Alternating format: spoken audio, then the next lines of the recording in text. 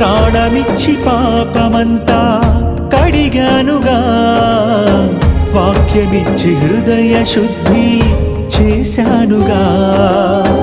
పరిశుద్ధుడవై పరలోకం చూస్తావని, పరలోకం చేర్చుటకే వచ్చానుగా.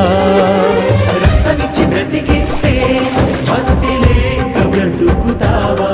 పరలోకాన్ని మరచి పాత బ్రతికేస్తావా? రక్తమిచ్చి బ్రతికిస్తే భక్తి లేక బ్రతుకుతావా? పరలోకాన్ని మరచి పాత బ్రతికేస్తావా? పాపంతో మరణిస్తే